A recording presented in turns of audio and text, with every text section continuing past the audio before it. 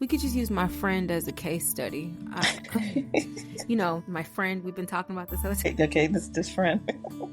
She grew up in a home where she was constantly built up. Her mom built her up all the time. She built her self-esteem up really high at home, but when she went to school, she was torn down. And so even though her mother taught her that she could do all things through Christ that strengthened her, her external was saying that no, you can't. You're not smart enough. You're not pretty enough. You're not thin enough. You're not enough. And you can't do the things that you want to do. Yeah. You know what? That makes me think of, I want to thank God for that mother, because, they say to raise a child in the ways of the Lord, and when they leave you, they will never depart from those things. So I'm believing that that person may still have some of those things instilled in her. I do. Okay, it's me. It's me. I am the friend. Hello, everyone, and welcome back to the Branches of Hope podcast. I'm Rachel, and today we're continuing our conversation on emotional self-care with mental health specialist and co-host Tina Smith. In part 1, we explored what emotional self-care is and why it's so important for our well-being. If you haven't listened to that episode yet, I highly encourage you to check it out so you can get the full picture. In part 2, we're diving even deeper into self-esteem, validation, and practical tools to help manage emotions. We'll talk about how self-worth is shaped, the impact of seeking validation, both positive and negative, and ways to regulate emotions in a healthy way. If you've ever struggled with low self-esteem, found yourself caught in the cycle of seeking approval, or just want to strengthen your emotional resilience, this episode is for you. Let's get into it. How does emotional self-care impact one's self-esteem? So if you esteem yourself highly, then I think of having a sense of confidence to be able to accomplish goals and things that you set your mind to do. All right. So self-esteem for each person is personal. It's your subjective thought. It's how you think of yourself, right? So if you think highly of yourself, then you have more confidence to do things. But if you're struggling with thinking that you don't have the ability to do things, then you will probably be paralyzed and not move forward. You tell yourself, "Oh, I can't do this," or "I'm not worthy to do that," or those things are impossible for me. I will never get to being like that. Or to get into that place. Oh, I don't like that. That's a negative thinking. I call it ruminating, tossing it over and over in my head about how I'm not this, I'm not that, I can't do this, can't do that. It is a horrible thing, but I've had that before. Yeah. I just wonder where do we get that from? What things do we give credit to creating the level of self-esteem we have? Where does that come from? It can come from many different areas. So it's personal to each person. Yeah. If they were to dig deeper into where they feel like their self-esteem is. So if you're struggling with self-esteem, digging deeper into that is probably would be good to do, but you have to really be careful when you're trying to figure out why you might have such low self-esteem. We could just use my friend as a case study. My friend, we've been talking about this other time. Okay, this friend. She grew up in a home where she was constantly built up. Her mom built her up all the time. She built her self-esteem up really high at home, but when she went to school, she was torn down. Oh, that was that external locus of control that started building her narrative. Yes. And so even though her mother taught her that she could do all things through Christ that strengthened her, her external was saying that no, you can't. You're not smart enough. You're not pretty enough. You're not thin enough. You're not enough. And you can't do the things that you want to do. Yeah. You know what? That makes me think of, I want to thank God for that mother, because, they say to raise a child in the ways of the Lord, and when they leave you, they will never depart from those things. So I'm believing that that person may still have some of those things instilled in her. I do. Okay, it's me. It's me. I am the friend. If you hadn't figured it out. Okay, so I want to go back to though, I thank God for your mom for being that person for you. But think about the people that may not have grown up with that, and Hmm. where their narrative come from. So some people situation is so much different where they didn't have a parent that built them up. And so Yeah. they found validation from the outside world, the outside sources, or whatever their situation was at that time as a kid may have been horrible. And so, for anyone that's suffering from that experience in life, I want to say don't let the past experience create lies for your future. Hmm. True. Don't allow the past experience to create future lies about your self-esteem, about where you are in life. What I noticed when I was suffering from low self esteem, and oddly, that whole ordeal from last year actually made me spiral down into having low self esteem again after I had worked so hard to build myself back up. I noticed that it would cause me to begin to compare myself to other people. When I had my miscarriage, I began to think, okay, I'm not able to do what every woman is supposed to be able to do, and what is wrong with me. Susie over there just had a baby, and everything is fine with her. Well, why isn't it the same way with me? What's wrong with me? Stuff like that. When I was younger, I'd be comparing, why don't I look like, I can't, Betsy, I don't know, I'm just making up names, y'all. Beyonce, yeah, why can't I sing like Beyonce? Or, why am I not like the others? And, it's this constant comparing that I started to notice. It was so toxic too, that I Mhm. started noticing that I was doing, and it was really just bringing me down. So how can someone stop comparing themselves to others and focus on their own emotional growth? Well, first, stop allowing the enemy to validate you. Like, stop having that negative dialogue, first of all. Self esteem is one of the most talked about topics in my therapy when I'm in sessions with people. That's what I noticed quite a bit. Like, uh, and in fact, coming to therapy probably makes a person think that, oh, what's wrong with me? I have to go see a therapist. That's already, negative talk as far as like, why do I need to do this? Why am I feeling like this? Yeah, so create a different narrative. And words can have power, right? Even the Bible says we can speak life or death. The power of the tongue has the ability to speak life or death over ourselves. Mm-hmm. So God's word is even telling us to not to feed into the lies. Mm-hmm. So powerful words of affirmation can start within by not believing the True. lies. If you're hearing a lie, you shut that thing down, and you're like, True. no, that's a lie. I'm not my thoughts. Yeah.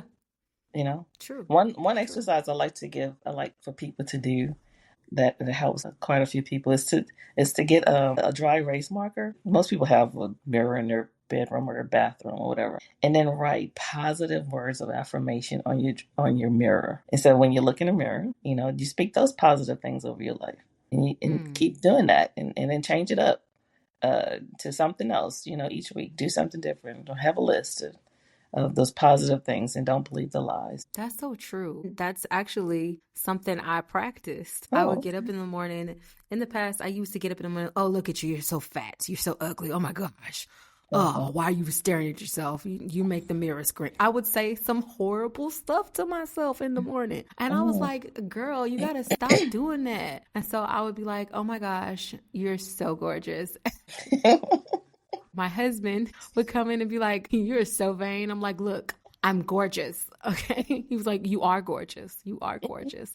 And I'm doing my hair, and, I have bad hair days sometimes. And I will say my negative self talk would be like, oh my gosh, I can't stand my hair. What is the Mhm. freaking fro? I hate, I would get frustrated because I was breaking combs. You know what it's like to break combs. So instead, I would be like, this hair is so beautiful and it's going to grow long. And I just Mhm. kept saying it. Mhm. Guess what? My Mhm. hair is long now and Oh. it is beautiful. I still break combs, but it's long and it's beautiful and it's thick. So some of the things you probably started doing too when you started having that positive words of affirmation is reducing your level of stress. Hmm. Yeah. It's so healthy in so many different ways. Having those positive words of affirmation, you may find your conversations with people are even different. It's amazing how the narrative starts to change and the confidence you start to build, and when you're able to speak more positive over your life. Yeah, and I realized that you just gotta be easy on yourself. My gosh, I think sometimes we could be our worst critics, be so Mm-hmm. hard on ourselves, and Mm-hmm. you just gotta be easy. I'm gonna just say it like Adele says it: "Go easy All on me, right now. babe. Go easy All on right. me. Go That's right. easy on you. Don't Yeah. be so hard on yourself." And that leads me into this whole validation thing. Mm-hmm. So sometimes, like you say, we're seeking validation in the wrong places, and I love social media, but sometimes a lot of people take the social media to feel validated. Mm-hmm. Can you tell Yeah. me how seeking validation from others affects one's emotional health, both positively and negatively? How does it affect it? Yeah. Yeah. So, God gave me this quote a few days ago. And I was like, yeah, like that's so profound, God. Thank you. And so I'm gonna give y'all a quote. This is what it said. It said, seeking validation helps us to feel understood. However, the enemy of our soul also tries to validate our negative thoughts and feelings. So be mindful to trust the source of where you seek validation. Mm, So mm, we want to be validated when you're in a relationship and maybe there's a disagreement, there's a conflict. And in order to work it out, each person has to validate and understand, or at least listen and say, okay, this is what you're saying. And it doesn't necessarily mean that you agree with them, but you're showing support that I understand what you're saying. But if you start to feed into that where it's just constant negative, then you're not going to get any benefit from that. So you have to really be mm. mindful, and maybe you have to go back to having that self validation. Maybe you have to go back to those words of affirmation, Yeah. for yourself, the ones that you write on the mirror with a dry erase marker, or you go to that supportive friend or that family member. And maybe sometimes you may have to go to your therapist if Mm-hmm. your support system is limited. But just don't feed into the negative validation and don't negatively validate yourself. Get away from that habit. So there are two opposing forces. You have emotion mind and you have logic. Mm-hmm. And then those two things are fighting. Your emotions might want you to stay in this spiral down or act on the anger. That's what your emotion might want to do depending on the situation. And your logic would say, you know what, get up and go take care of things, do what you're supposed to do. Everybody deals with this. And the logic mind might feel more harsh. So Mm-hmm. there's a balance where the emotion mind and the logic mind has to unite, come together in what's called wise mind. Mm. It has to pamper enough the emotion, but also get up off the couch and do the things to get back in the saddle, to get back up and start Mm. moving again. That's the wise mind. And so sometimes it's just a dialogue of talking to someone to help you identify and help you to move and help you be supportive and validate your feelings. And, it's all a part of that, trying to get back into wise mind. Okay. So, you know what? I read somewhere that validation is a basic human need. And I think you said this earlier. What I read was, but relying solely on external validation can lead to feelings of insecurity. Hmm. Yeah, that sounds like a false sense. It's a false sense of feeling validated. It's not real. It's not Yeah, it's not something you can hold on to. yeah, It'll fade away.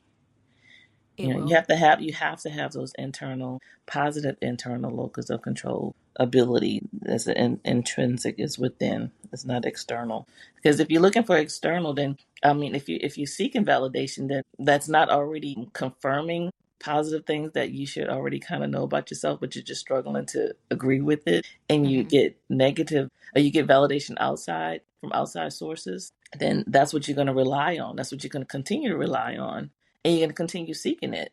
And so at some point, you have to be able to have dialogue with yourself Yeah. to help you talk through managing things, because you can't always go to someone 24/7 to help with the validation. That's not realistic. So realistically, we have to learn to get to a point of self-care, emotional self-care. That's the whole point of this. Like, it's the self, is caring for the self. So there is a place where we do need support, but the goal is to strive to be able to support yourself. Yes, I agree. I agree. So here's my last question. Okay. What is one small emotional self care habit listeners can try today? Okay. Well, let's see. I think the main one that I really like, that we kind of talked about earlier, would be to identify your SUDS level, Mm, your subjective unit of distress, from 0 to 100.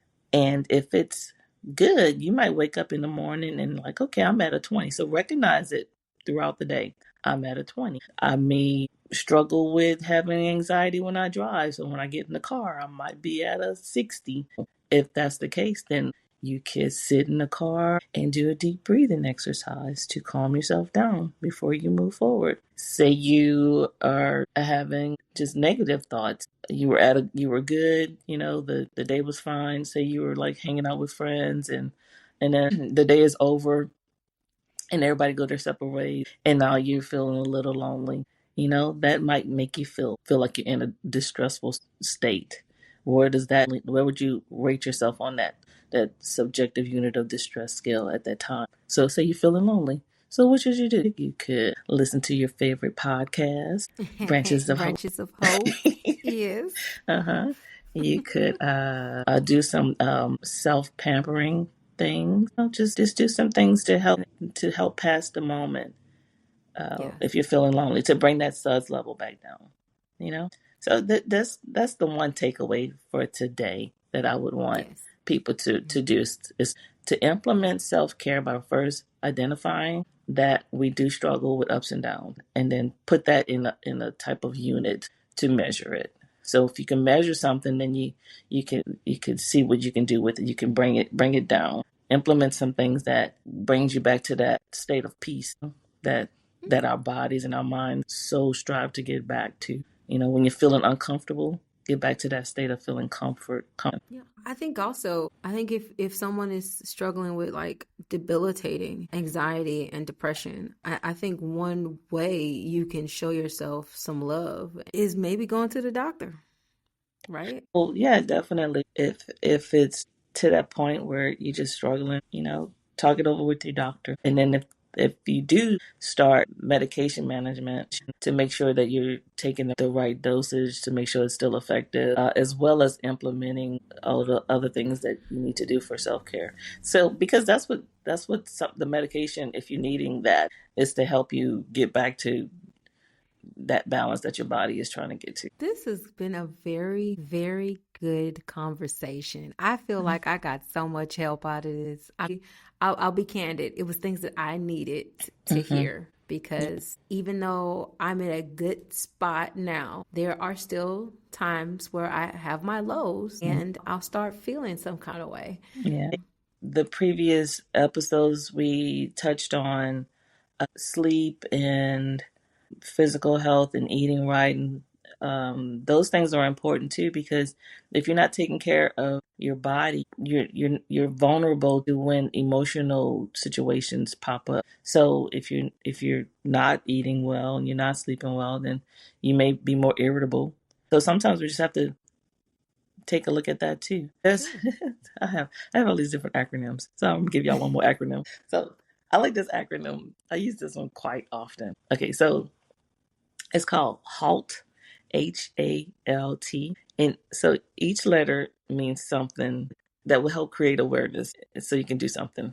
All right. So the H is for hungry. So if you're hungry, then you may feel irritable. You know that Snickers commercial. Yeah, eat a Snickers. Yeah. Well, okay, don't eat a Snickers, but but anyway, the whole gist of it is that the person was acting like a diva. Like, okay, you must be hungry. What is wrong? Why are you acting like that? So it could be hunger. So if you're not eating breakfast, not eating the proper things like healthy breakfast, lunch on a regular basis, or say you're just rushing out the door and you just didn't have time to, and then later on you find yourself irritable. Well, probably because you didn't eat. Okay, True. so the A in halt is for anger. If something made you mad, you then halt, stop at the moment because you may overreact, or you may bite somebody's head off or something, because you're feeling angry. And hungry. If you're around someone that's feeling angry, how do you feel when you're around someone else that's feeling angry? Yeah, uncomfortable, right? So Mm-hmm. we have to make sure that we keep that emotion under control, right? Mm-hmm. So Yeah. that's easy to kind of point out. So say you're in traffic and you had to be somewhere at a certain time, your doctor's appointment, and if you don't make it there by that time, then they reschedule you, but you're stuck in traffic. How do you feel? Irritated. Irritated, probably, Oh, I had that happen to me. I'm feeling mad all over again. Let's not talk about that. I need to do some deep right? breathing. So is it right? So what could you do about? Can you do anything about that? You're stuck in traffic. Is there anything that you could possibly do? No, except like, I mean, there's some things I could probably do to try to get my mind off of it, There you but go. That's all yeah. you could. That's all you could do, right? So you halt, and you think, okay, I'm getting angry at this situation. There's really nothing I can really do about it.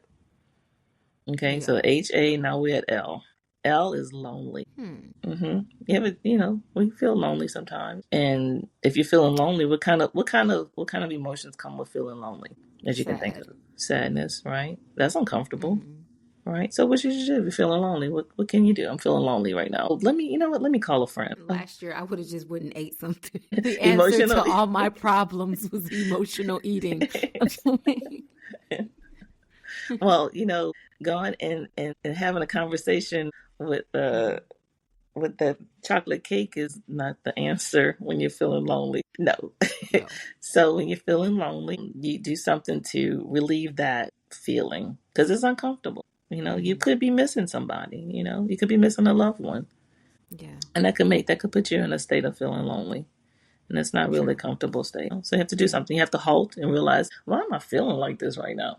Like, you know what? I've been feeling a little bit more sad because of my situation, or because this person is not around me anymore that I'm so used to being with. So let me go and find some kind of way to relieve this feeling of loneliness. All right, so HAL. Now we got T. Hmm. T is tired. Oh, yeah. Mm-hmm. Hmm. So Oh, we yeah. I know what feel that feels like. right, and you could be really irritable if someone is trying to get your attention and Mm. you're feeling tired. Mm. So there's only one solution for that one. Go get some sleep. This podcast was for me today because Lord knows I'm tired. So remember the last episodes of self care. Oh, speaking of which, since we're talking about tired, you've recently uploaded Yes, we yes, did. a worksheet to help identify if you're struggling with sleep. Yes, it is our sleep hygiene self assessment tool. And so you can find it on our resource page. It's on And our this, website at branchesofhope.com. all right, so we ended with okay. So the last HALT. So hungry, angry, lonely, or tired, and halt means to stop. So you have to stop and think about how to manage what's going on with you. This is just one way of identifying quickly in order to implement a quick tool for yourself. Wow. Thank you so much. Thank you. This has been really, really, really good. Like, really good. You're welcome. A And lot of I, these things that I talk about, a lot of it comes from a therapeutic modality called DBT, dialectical behavior therapy. mhm. And what that is, it helps you with that dialogue that you need to have in order to identify emotional and behavior things, and along with acceptance. So it helps Oh, with those three different things. It kind of combines it all together. So it helps with acceptance, behavior, and emotional. So it's called DBT. that is awesome. Matter of fact, that is on our website. We have a DBT page where you can go and visit and learn more on DBT. But I think that about wraps up everything for today. So thank you so much. You got anything else to say?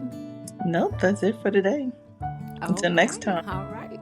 Well, before we go, I want to remind everyone that self-care is a journey, not a destination. Taking time to nurture your emotions isn't selfish, it's essential. And we're here to support you every step of the way. We've got a ton of helpful tools and resources on our resource page at www.branchesofhope.com. I'll link it inside the description box to make it easy for you to find. If you're watching on YouTube, don't forget to like this video because it really helps us to reach more people.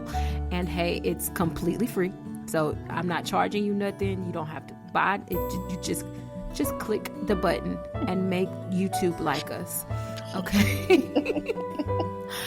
And lastly, please turn on your notification bell so you know exactly when we upload our next video. And for our podcast listeners, you can also find us on Spotify under the name Branches of Hope. Be sure to follow us there too. Show some love by giving the podcast a listen. And thank you so much for tuning in. Make sure you join us next week for episode 4, where we'll dive into spiritual self-care, exploring how to find purpose, connection, and peace in your life. Take care of your heart, your mind, and your emotions this week. You deserve it. See you next time.